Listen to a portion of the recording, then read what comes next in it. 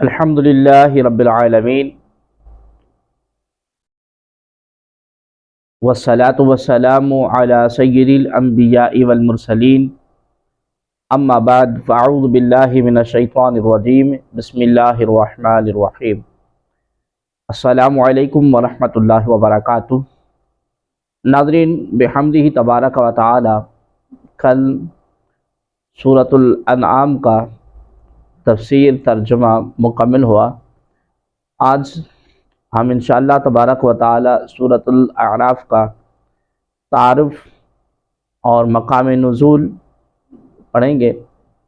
اللہ تبارک و تعالی جل جلالہ آپ اور ہمیں قرآن کریم فرقان حمید پڑھنے، سمجھنے اور اس پر عمل کرنے کی توفیق عطا فرمائے، آمین۔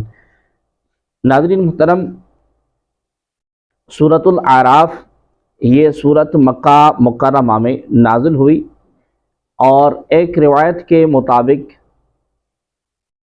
5 آیتوں کے علاوہ یہ سورت مکیہ ہے۔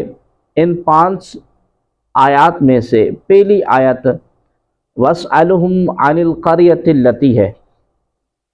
اس سورت میں 24 رکوع اور 206 آیات ہیں۔ اعراف کا معنی ہے بلند جگہ۔ اس سورت کی آیت نمبر 46 میں جنت اور دوزخ کے درمیان ایک جگہ اعراف کا ذکر ہے جو بہت بلند ہے۔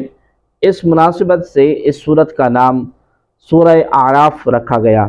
حضرت سیدہ ام المؤمنین ام عائشہ صدیقہ رضی اللہ تعالی عنہا سے روایت ہے کہ رسول اللہ صلی اللہ علیہ وآلہ وسلم نے ارشاد فرمایا، جس نے قرآن کریم کی پہلی 7 بڑی سورتوں کو حفظ کیا اور ان کی تلاوت کرتا رہا تو یہ اس کے لیے کثیر و ثواب کا باعث ہے۔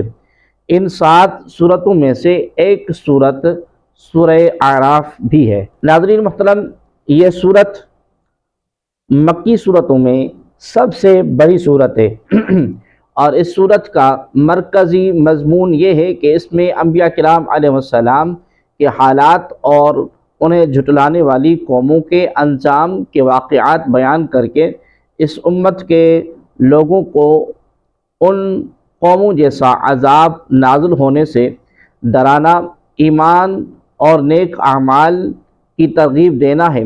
نیز اس صورت میں اسلام کی بنیادی عقائد جیسے اللہ تبارک و تعالیٰ کی وحدانیت اور اس کے وجود، وحی اور رسالت، مرنے کے بعد دوبارہ زندہ کیے جانے اور اعمال کی جزا ملنے کو تفصیل کے ساتھ بیان کیا گیا ہے۔ اس کے علاوہ اس صورت میں یہ مضامین بیان کیے گئے ہیں۔ نمبر 1، قرآن اللہ تبارک و تعالیٰ کا کلام اور اس کی نعمت ہے اور قرآن پاک کی تعلیمات کی پیروی ضروری ہے۔ نمبر 2، قیامت کے دن اعمال کا وزن ضرور کیا جائے گا۔ نمبر 3، دوبارہ حضرت آدم علیہ السلام اور ابلیس کا واقعہ بیان کیا گیا۔ اس میں حضرت آدم علیہ السلام کی تخلیق، فرشتوں کا انہیں سجدہ کرنا، شیطان کا سجدہ کرنے سے تکبر کرنا، شیطان کا مردود ہونا، حضرت آدم علیہ السلام کے ساتھ اس کی دشمنی اور حضرت آدم علیہ السلام کی جنت سے زمین کی طرف آمد کا بیان ہے۔ نمبر 4، کفار و مشرکین کے اخروی انجام کو بیان کیا گیا ہے۔ نمبر 5، قیامت کے دن ایمان والوں کے حالات، جہنمیوں اور اعراف والوں سے ہونے والی گفتگو اور اہل جہنم کی آپس میں کی جانے والی گفتگو کا بیان ہے۔ نمبر 6، اللہ تبارک و تعالی نے اپنی عطا کردہ نعمتوں سے اپنے وجود اور اپنی وحدانیت پر استدلال فرمایا ہے۔ نمبر 7، اس صورت میں حضرت آدم علیہ السلام کے واقعے کے علاوہ مزید یہ 7 واقعات بیان کیے گئے۔ نمبر 1، حضرت نوح علیہ السلام اور ان کی قوم کا واقعہ۔ نمبر 2، حضرت ہود علیہ السلام اور ان کی قوم کا واقعہ۔ نمبر 3، حضرت صالح علیہ السلام اور ان کی قوم کا واقعہ۔ نمبر 4، حضرت لوط علیہ السلام اور ان کی قوم کا واقعہ۔ نمبر 5، حضرت شعیب علیہ السلام اور ان کی قوم کا واقعہ۔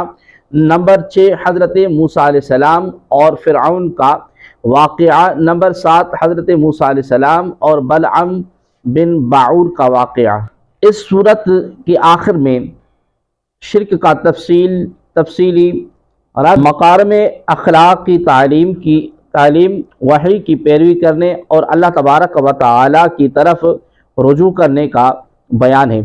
سورہ اعراف کی اپنے سے ماقبل سورہ انعام کے ساتھ مناسبت یہ ہے کہ سورہ انعام میں حضرت آدم علیہ السلام کی تخلیق، سابقہ امتوں کی ہلاکت اور انبیاء کرام علیہ السلام کا ذکر اجمالی طور پر کیا گیا تھا، جبکہ سورہ اعراف میں ان تینوں امور کو تفصیل کے ساتھ بیان کیا گیا ہے۔